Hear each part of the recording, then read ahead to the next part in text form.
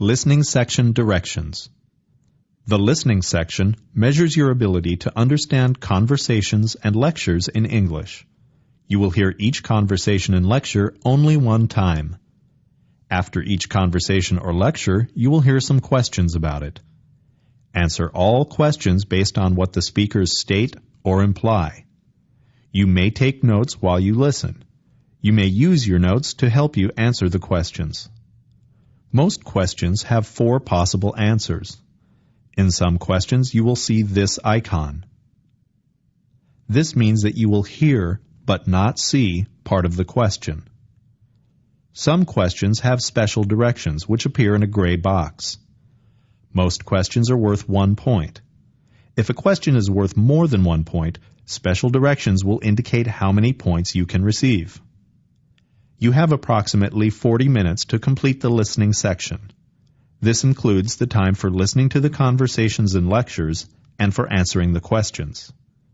To make this practice more like the real test, cover the questions and answers during each conversation and lecture. When you hear the first question, uncover the questions and answers.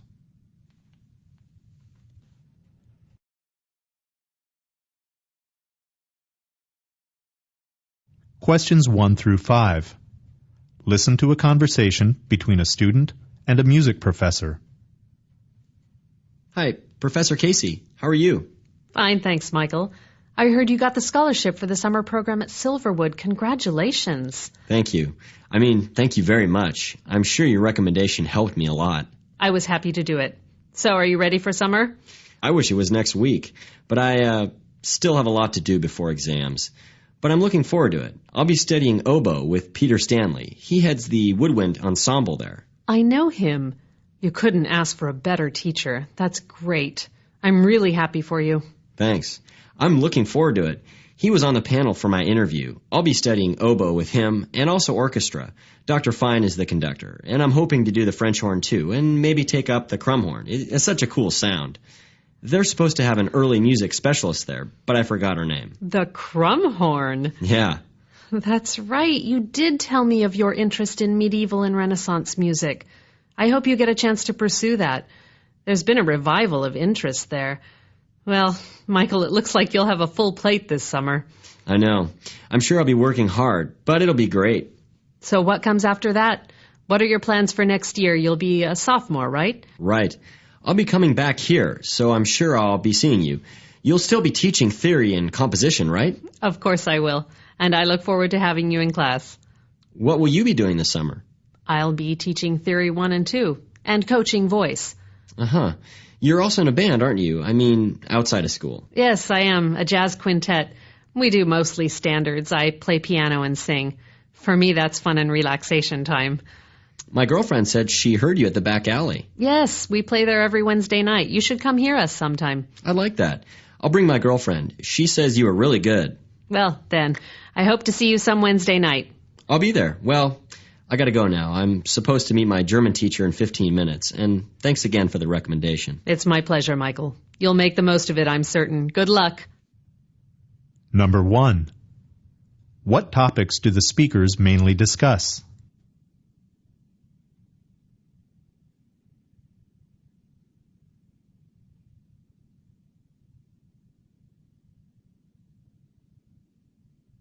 Number 2. What does the professor mean when she says this?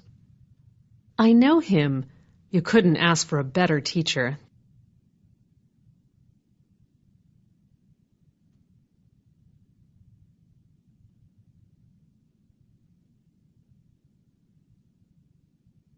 Number 3. Why does the professor say this? Well, Michael, it looks like you'll have a full plate this summer.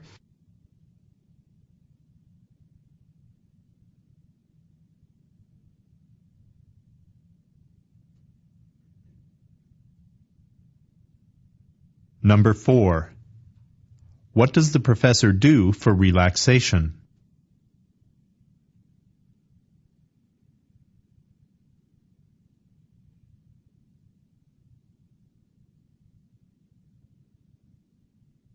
Number 5. What can be inferred from the conversation?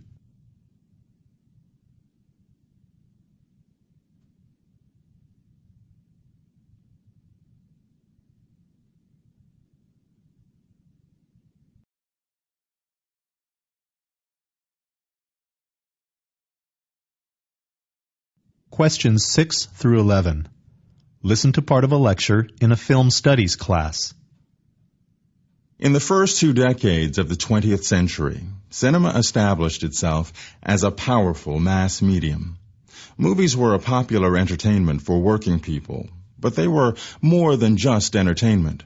Movies were also regarded as high art by the intellectuals of the day. Many people believed that cinema, or film, would be the defining art form of the new century. Even in its earliest years, film was developing its own style, a style that was distinct from that of the theater. But what do we mean when we speak of film style? To put it simply, style is the texture of a film's images and sounds. It's the filmmaker's systematic use of the techniques of the medium. For example, staging, lighting, performance, camera framing, and focus. Editing and sound also contribute to style. A few filmmakers of the silent era were already developing film style, most notably in the editing technique of cutting. Cutting is when the action is broken up into separate shots or pieces of film, and then the shots are recombined to tell the story in a coherent way. Before cutting, the action in films was like it was in the theater. The action took place far away from us, and it was continuous. It wasn't interrupted by any closer views of the actors. Early film critics didn't like films that looked too much like theater. Theater was a well-recognized art form with its own traditions and methods. However, film was something new, and, it was an art form that owed its birth to the technology of the moving picture camera. The critics preferred to see stylistic camera work and editing, the techniques that set film apart from theater. A lot of critics felt that editing was the most important film technique. Cutting, the change from shot to shot, was regarded as the key to film artistry. Another film technique, called cross-cutting, made it possible to tell 2 stories at the same time. Cross-cutting, it's also called parallel action. It involves showing segments from 2 different sequences, moving back and forth from one to the other, so the 2 stories appear to be taking place at the same time. Cross-cutting was used in the 1903 film, The Great Train Robbery. The film shows bandits escaping from the scene of their crime, and then it cross-cuts to a scene where the townspeople are dancing at a party, unaware the robbery has taken place. The audience easily understands that the 2 scenes are going on at the same time. The person who usually receives the credit for inventing most film techniques is D.W. Griffith. While Griffith didn't invent everything about film, actually he defined and redefined the innovations of other filmmakers, he created movies that critics and audiences recognized as a unique narrative form. This is because he perfected the elements of film grammar and the art of the story film. Instead of having one camera shoot a scene from one position, D.W. Griffith filmed each scene from many angles, and then he pieced together the sequences in the editing room. He used editing to heighten and control the dramatic impact of a scene. He introduced analytical editing, that is, breaking down a scene into shots that show closer views of people's faces or gestures. These closely framed shots are known as close-ups. The close-up conveys a character's emotions through subtle changes in the eyes, mouth, and brow. After D.W. Griffith, the close-up became a standard tool in the language of film. Number 6. What is the lecture mainly about?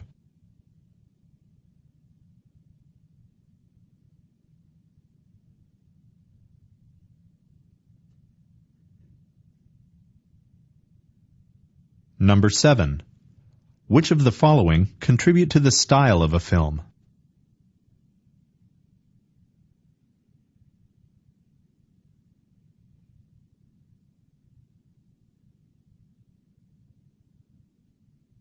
Number 8. According to the professor, why did early film critics dislike films that resembled theater?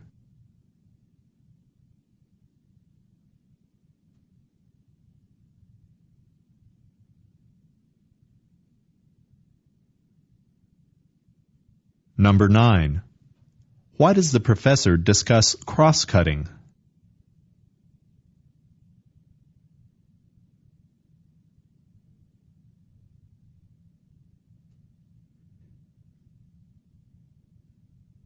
Number 10. Listen again to part of the lecture. Then answer the question. The person who usually receives the credit for inventing most film techniques is D.W. Griffith. While Griffith didn't invent everything about film, actually he defined and redefined the innovations of other filmmakers, he created movies that critics and audiences recognized as a unique narrative form. This is because he perfected the elements of film grammar and the art of the story film. What does the professor mean when he says this? This is because he perfected the elements of film grammar and the art of the story film.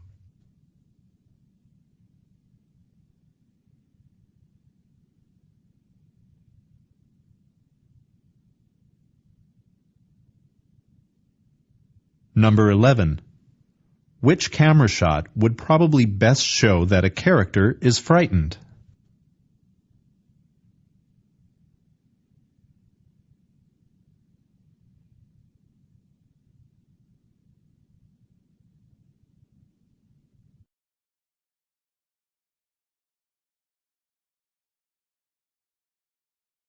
Questions 12 through 17. Listen to part of a talk in a biology class. Until recently, we knew almost nothing about how important bees are in maintaining natural diversity. Now we know more about them. We know, for example, that honeybees are the dominant pollinators because they play a role in pollinating 4 out of 5 food crops in North America. We also know that honeybees, along with the other insects, bats, and birds that transfer pollen between flowers, all together, they contribute more than $10 billion a year to fruit and seed production on North American farms. Pollination is one of nature's services to farmers. So think about this. If you eliminated the pollinators, it would take the food right out of our mouths. We biologists never imagined we'd see the day when wild plants or crops suffered from pollinator scarcity. But unfortunately, that day has come. In fact, farmers in Mexico and the U.S. are suffering the worst pollinator crisis in history. So, what happened? Any ideas? Alicia? Is it, because of natural enemies? I read something about a kind of parasite that's killed lots of bees.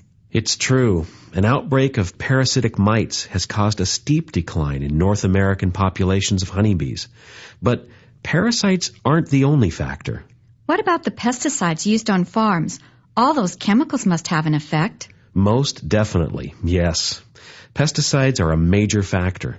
Both wild and domesticated bees are in serious trouble because of pesticides.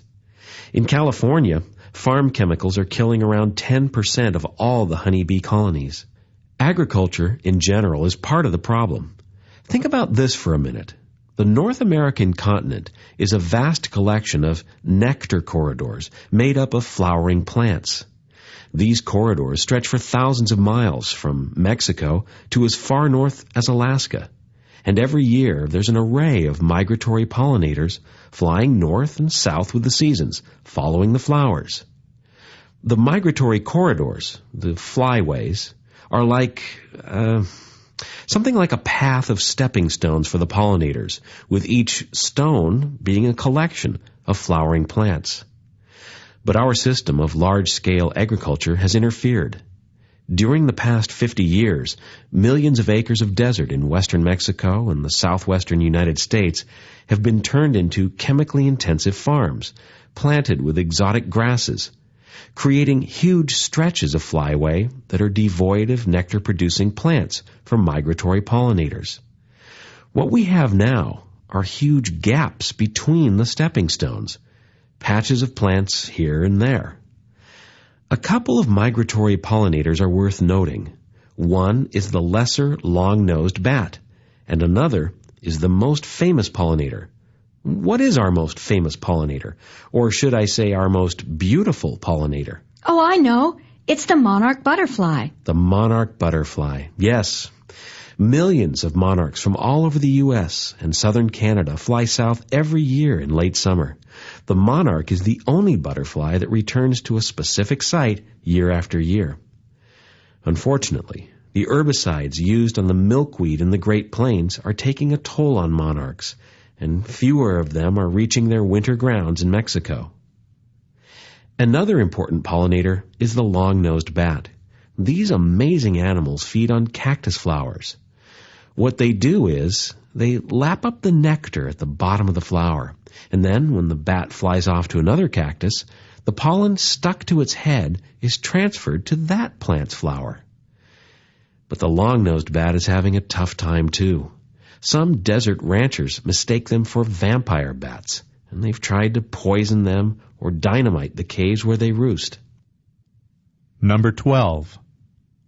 What is the talk mainly about?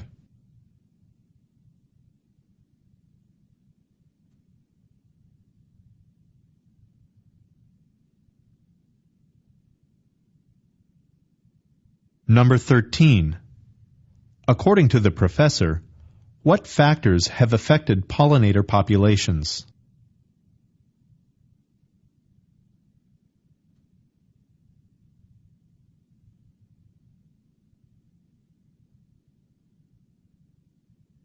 Number 14. Listen again to part of the talk. Then answer the question.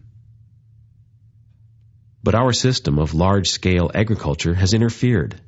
During the past 50 years, millions of acres of desert in western Mexico and the southwestern United States have been turned into chemically intensive farms, planted with exotic grasses, creating huge stretches of flyway that are devoid of nectar-producing plants for migratory pollinators. What we have now are huge gaps between the stepping stones, patches of plants here and there. Why does the professor say this? What we have now are huge gaps between the stepping stones, patches of plants here and there.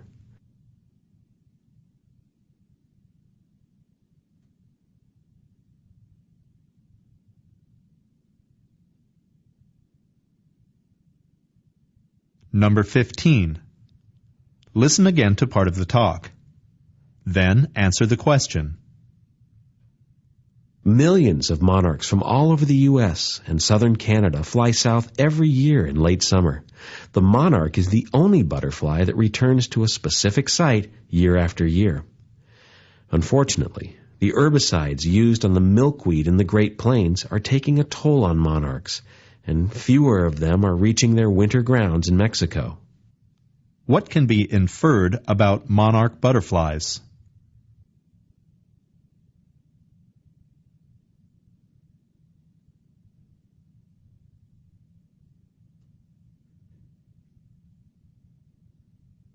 Numbers 16 and 17. Based on the information in the talk, indicate whether each sentence below describes the honeybee, the monarch butterfly, or the long-nosed bat.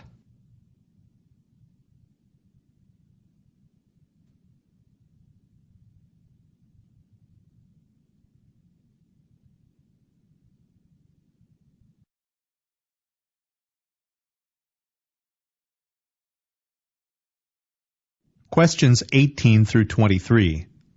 A cultural historian has been invited to speak to an urban studies class. Listen to part of the lecture. The agricultural revolution of 10,000 years ago started the great shift from rural to urban living. As human settlements evolved from simple groups of huts to larger villages and then to towns and cities, their basic pattern changed.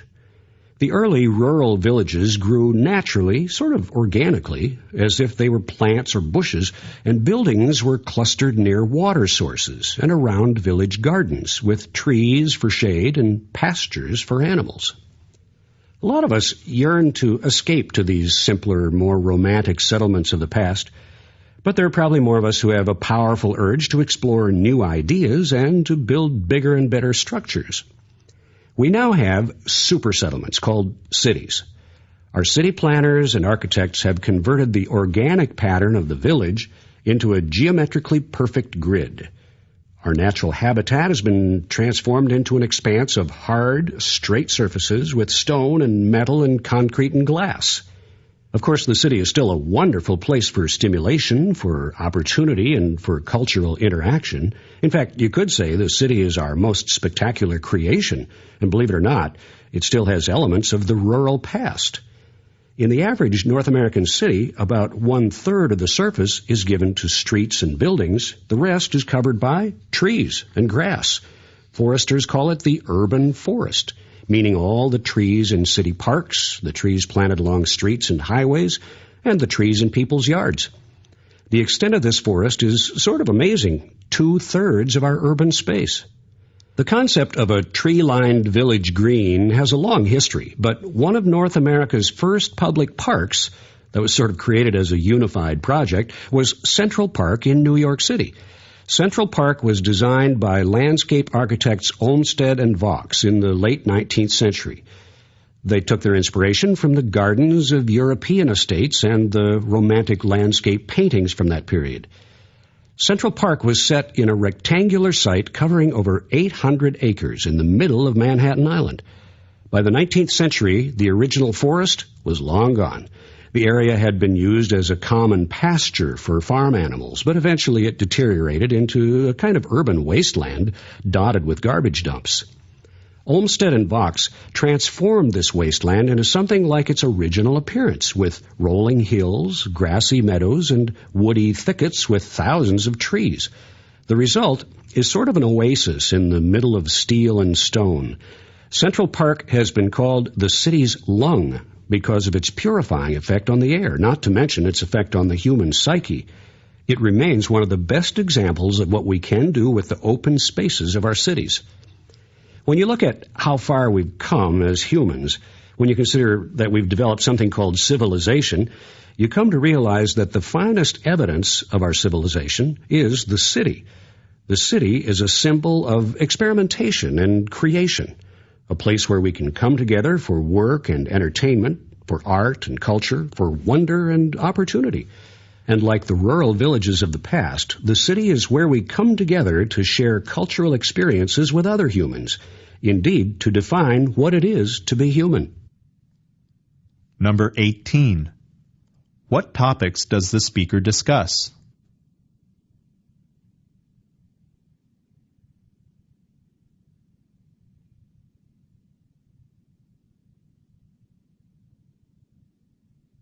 Number 19. How did early rural villages differ from the cities of today?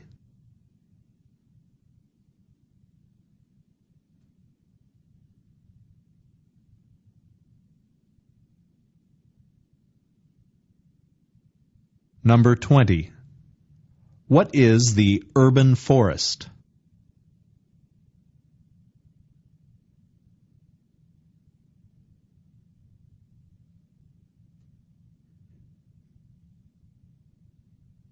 Number 21. Why does the speaker talk about New York City?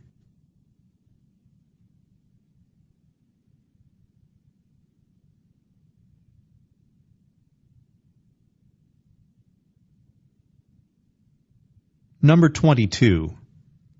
Listen again to part of the lecture. Then answer the question. Olmsted and Vaux transformed this wasteland into something like its original appearance, with rolling hills, grassy meadows, and woody thickets with thousands of trees. The result is sort of an oasis in the middle of steel and stone. Central Park has been called the city's lung because of its purifying effect on the air, not to mention its effect on the human psyche. It remains one of the best examples of what we can do with the open spaces of our cities. What does the speaker imply about New York's Central Park?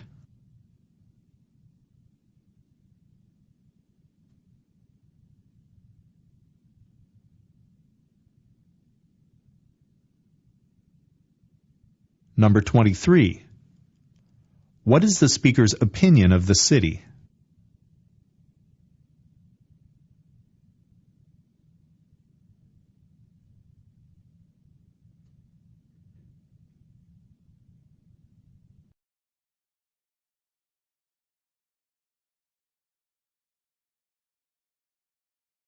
Questions 24 through 28.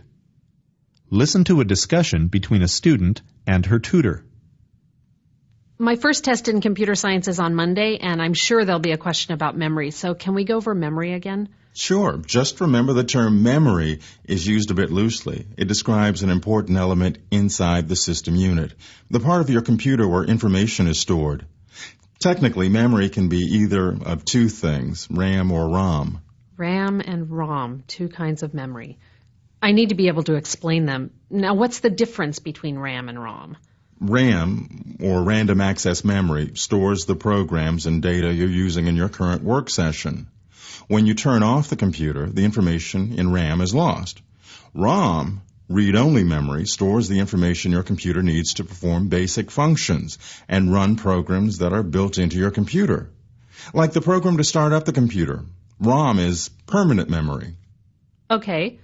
You said RAM stores the programs and the data. Okay, then what does the hard disk store? I guess I don't understand the difference between the memory and the disk storage. That's a really good question. I'll answer it with an analogy. Imagine you're at the library doing research for a new product your company wants to make. You found a cabinet of 100 file folders with all the information you need. You also have 5 sheets of instructions from your boss on how to use the information. So what do? You sit down at a table, open several folders, and lay out only the instruction sheet you need for this part of the research. After all, the library table is only so big. When you finish gathering data from the first set of folders, you put them back and get another bunch. Similarly, when you complete the first page of your boss's instructions, you put that page back in your briefcase and pull out another page. Now, which part of your computer's memory is sort of like the library table? RAM? That's right, RAM. Why is that? Because RAM stores only the program and data I need for this part of my work. RAM is sort of my work area, the tabletop. It's what I use when I work with files in a program. That's right. And what are the 100 file folders? I get it now. The file folders are the disk storage. In a program, when I ask for another file, the computer gets it from the disk, the file cabinet, and loads it into RAM. What I mean is, it sort of puts the file on my work table. That's right. And by keeping in RAM only the file needed for your current work session, you can work much faster and more efficiently. When you're finished, before you leave the library, you clear the table and return all the folders to the cabinet. It's exactly like what the computer does. When you finish your work session on the computer, all the files are returned to disk storage. Number 24. What is the purpose of the discussion?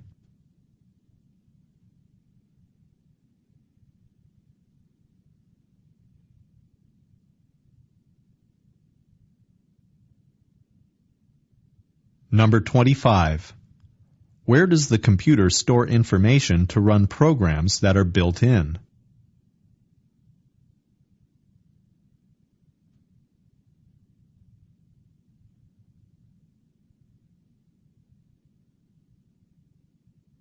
Number 26.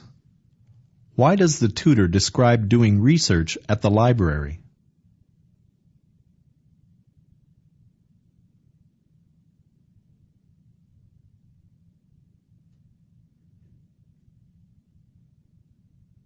Number 27. In the tutor's analogy, what does the library table represent?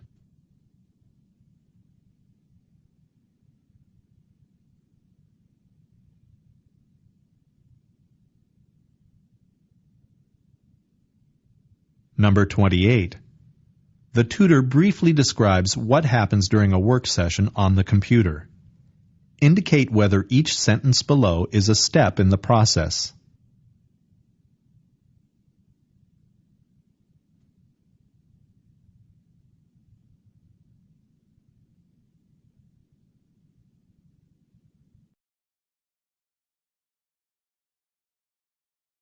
Questions 29 through 34. Listen to part of a lecture in a United States history class. The battle at Antietam Creek in 1862 was the bloodiest 24 hours of the Civil War. Nearly 8,000 men lost their lives, and another 15,000 were severely wounded. No single day in American history has been as tragic. Antietam was memorable in another way, too. It saw the advent of the war photographer. The best-known pictorial records of the Civil War are the photographs commissioned by Matthew Brady, a leading portrait photographer of the time. Brady owned studios in New York and in Washington, and was known for his portraits of political leaders and celebrities. At the outbreak of the Civil War, he turned his attention to the conflict. He wanted to document the war on a grand scale, so he hired 20 photographers and sent them into the field with the troops. The battlefield carried dangers and financial risks, but Brady was persistent. Brady himself did not actually shoot many of the photographs that bore his name. His company of photographers took the vast majority of the pictures, images of camp life, artillery, fortifications, railroads, bridges, battlefields, officers, and ordinary soldiers. Brady was more of a project manager. He spent his time supervising his photographers, preserving their negatives, and buying negatives from other photographers. 2 days after the battle at Antietam, 2 photographers from Brady's New York gallery took a series of photographs that ushered in a new era in the visual documentation of war. This was the first time that cameras had been allowed near the action before the fallen bodies of the dead were removed. Within a month of the battle, the images of battlefield corpses from Antietam were on display at Brady's gallery in New York. A sign on the door said simply, "The Dead of Antietam." America was shocked. The exhibition marked the first time most people had ever seen the carnage of the war. The photographs had a sensational impact, opening people's eyes as no woodcuts or lithographs had ever done. The New York Times wrote, "If Mr. Brady has not brought bodies and laid them at our dooryards, he has done something very like it." Thousands of people, especially mothers and wives of men serving in the Union forces, flocked to look at these first dramatic images of death and destruction. Suddenly, the battlefield was no longer comfortably distant. The camera was bringing it closer, erasing romantic notions about war. Matthew Brady's work was the first instance of the comprehensive photo documentation of a war, the Civil War, which as a result became the first media war. Photography had come of age, although it was still a relatively new technology with several limitations. For example, the exposure time of the camera was slow, and negatives had to be prepared minutes before a shot and developed immediately afterwards. This meant that it was not possible for photographers to take action pictures.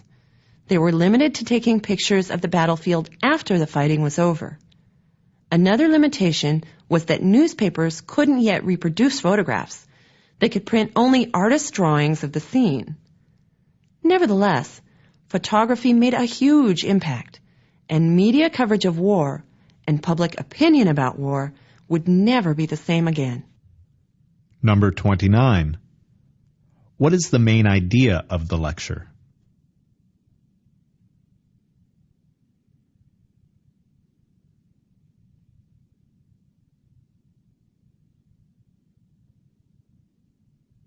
Number 30. Listen again to part of the lecture. Then answer the question.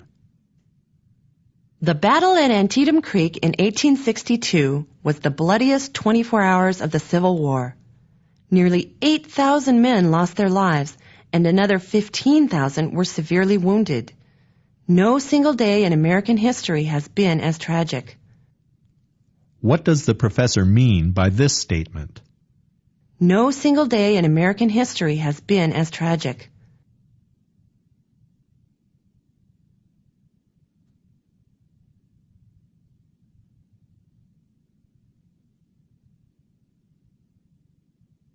Number 31. Who was Matthew Brady?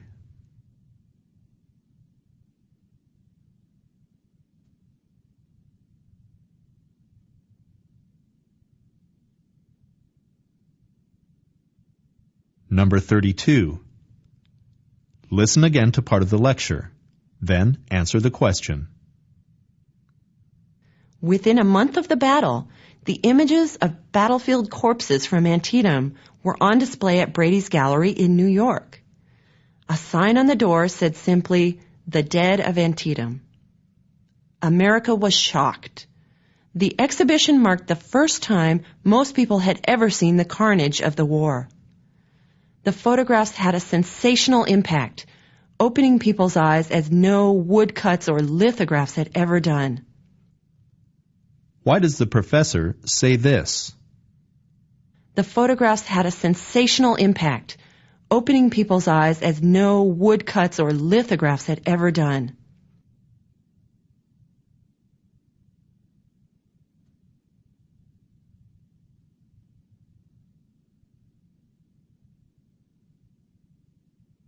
Number 33. What were some of the limitations of photography during the Civil War?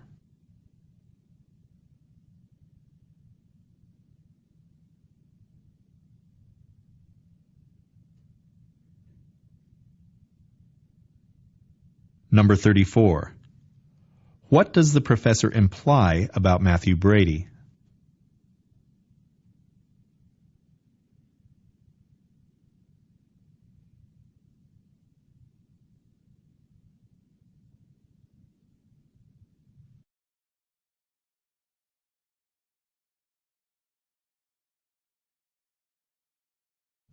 Speaking section directions. The speaking section measures your ability to speak in English about a variety of topics. There are 6 questions in this section. Record your response to each question on a cassette. Questions 1 and 2 are independent speaking tasks in which you will speak about familiar topics. Your responses will be scored on your ability to speak clearly and coherently about the topics.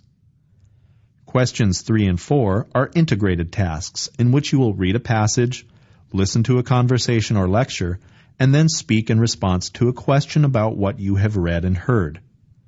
You will need to combine relevant information from the 2 sources to answer the question completely.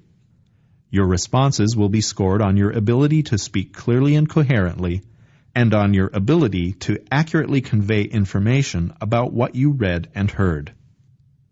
Questions 5 and 6 are integrated tasks in which you will listen to part of a conversation or lecture and then speak in response to a question about what you have heard. Your responses will be scored on your ability to speak clearly and coherently and on your ability to accurately convey information about what you heard. You will hear each conversation and lecture only one time. You may take notes while you listen. You may use your notes to help you answer the questions.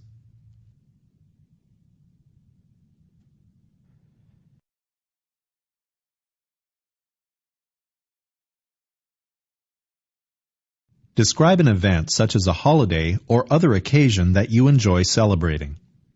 Explain why the event is significant to you. Include details and examples to support your explanation.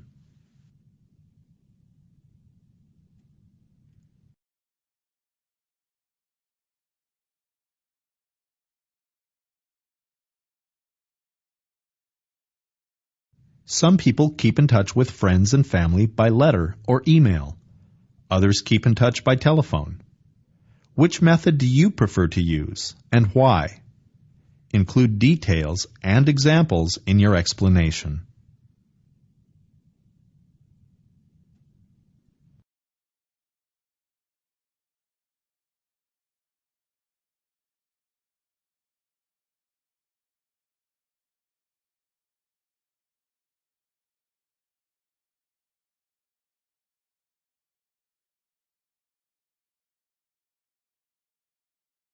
Now listen to 2 students as they discuss the required discussion section. What do you think of the new requirement? Starting next quarter, we need a discussion section for every lecture course we take. It sounds like something I'm okay with. Oh, I think it's just a bother. We already have 3 hours of lecture every week. But that's not enough. The professor never covers everything we need to know for the examination, and there's hardly any time to ask questions. Oh, but you can ask the professor questions during office hours. Have you ever actually tried to do that? Some professors are never in their office, and the ones who are, well, they're usually too busy to talk to students. I like the idea of a discussion section. It gives us more of a chance to talk to the teacher and other students, too. Lecture classes are so big that you never get to know your classmates. Discussion classes have only around 20 or 25 people, and that's really nice. It's a lot more personal and informal, and you can learn so much more. Besides, it's easy to get a high grade in the discussion section. The man expresses his opinion about the required discussion section. State his opinion and explain the reasons he gives for holding that opinion.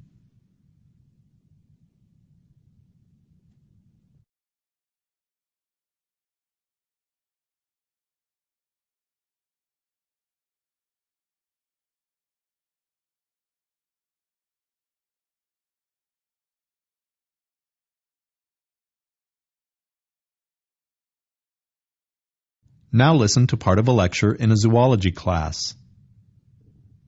One example of a homeostatic system is temperature control, by which some animals can maintain a constant internal body temperature. The large ears of a rabbit are an amazing device in homeostasis. The rabbit can regulate the amount of blood flowing through blood vessels of its big ears.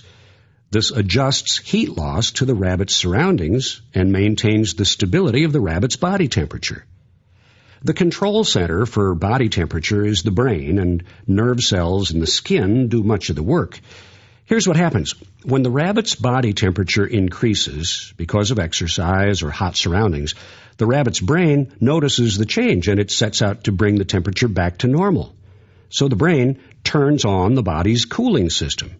In the rabbit's ears, the blood vessels expand and fill with warm blood. Heat is then able to escape from the surface of the skin on the ears, and this causes the rabbit's body temperature to drop, and the brain can then turn off the cooling system. On the other hand, when the rabbit's body temperature decreases because of cold surroundings, the brain turns on the body's warming system. Blood vessels in the ears constrict and get narrow and send blood from the skin to deeper parts of the rabbit's body, and this reduces heat loss from the ears. The professor describes the large ears of a rabbit. Explain how the rabbit's ears are used in homeostasis.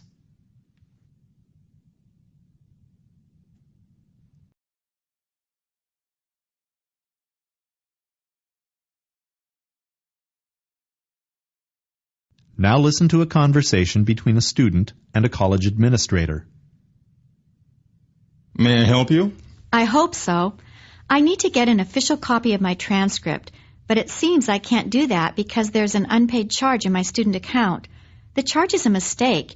It's for a window my roommate broke in our dormitory room. Somehow the charge ended up on my account instead of hers. The problem is, I need my transcript right away because I'm applying for a scholarship. I see. Well, the fastest thing would be for you to just pay the charge to clear your account, and then have your roommate pay you back. Or you could send your roommate in to pay it. Can't you just remove the charge from my account? After all, it's the university's mistake. I can't do that until I get approval from the housing office, and that could take a while. But here's what you can do. Go down the hall right now and talk to the dean's secretary. Tell her what you've told me. She might let us release your transcript now, and then we can worry about the problem on your account later. Describe the woman's problem and the suggestions the man makes about how to deal with it. What do you think the woman should do, and why?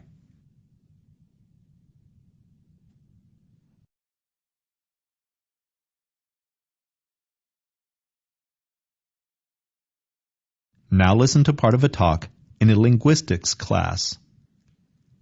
The communication between a baby and a parent, especially the mother, has many of the same features as communication in music. One feature is timing.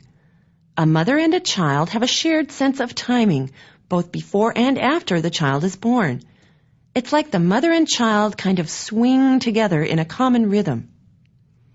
Just as one musician will lead another in a performance, a child will often lead the earliest conversations with his mother. A baby's sounds are conversational in the way that they connect two people in an exchange of sounds. This interplay between mother and child suggests that a child has, from the very beginning, an ability to communicate with his mother. The child recognizes his mother's voice. He also learns very quickly how to use his own voice in various ways. By the time he's 2 months old, a baby can make sounds with a musical inflection when he's talking with his mother. The communication between babies and mothers develops from the intense daily contact between them.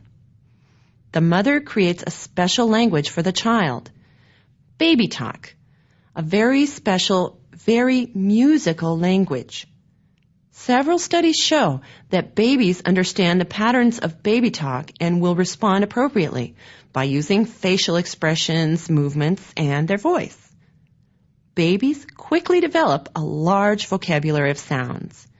They learn to make meaningful sounds long before any of these sounds become real words.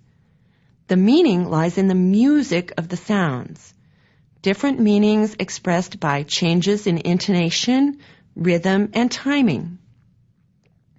Babies learn to adjust their voice to match their mother's voice. They will imitate their mother's speech even after mother has stopped talking. Using points and examples from the talk, describe the communication between babies and mothers. Explain how this communication is musical in nature.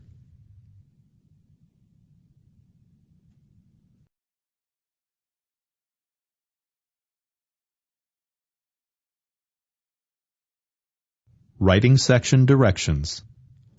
The writing section measures your ability to use writing to communicate in an academic environment. There are 2 writing questions. Question 1 is an integrated writing task. You will read a passage, listen to a lecture, and then answer a question based on what you have read and heard. You have 20 minutes to plan and write your response.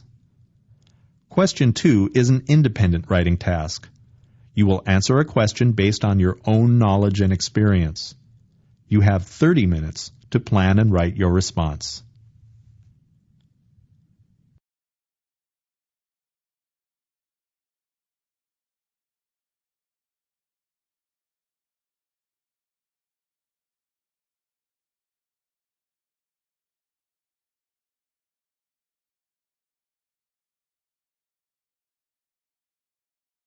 Now listen to part of a lecture on this topic in a psychology class. One area that illustrates the importance of visual spatial intelligence is the game of chess. An important skill for a chess player to have is the ability to predict moves and their consequences before they're made. This ability to plan ahead is closely tied to having a superior visual sense, or visual imagination, as chess players call it. In a form of chess called blindfold chess, a person plays several games at the same time. So, for example, a blindfolded chess player might be playing 10 games against 10 different opponents, moving from table to table around a room. His opponents can see the chessboard, but the blindfolded chess player can't. The blindfolded player's only information about the chessboard is from someone announcing his opponent's last move. So you can see why a strong visual memory is necessary. For most chess players, each chess game has its own character, its own shape, and this makes an impression on the player. The blindfolded player has to remember the positions of the chess pieces, since he can't actually see the chessboard. As he tries to recall a given position, he remembers his reasoning at an earlier time, and he remembers a specific move. Not all by itself, but instead, he remembers his specific strategy and why that move was necessary. Chess players have strong visual memories of important games they've played in the past. This memory isn't just simple rote recall. It's really the memory of the game's patterns of reasoning. The chess player's memory stores plans and ideas and strategies, not just a rote list of moves. Chess masters have an amazing ability to reconstruct a chessboard they've seen for just a few seconds. if the pieces on the board are set in meaningful positions, as they are in the middle of a real game. But if the chess pieces are randomly located, then they don't have any real meaning, and the chess master may or may not be able to reconstruct the board. Summarize the points made in the lecture, explaining how they illustrate points made in the reading.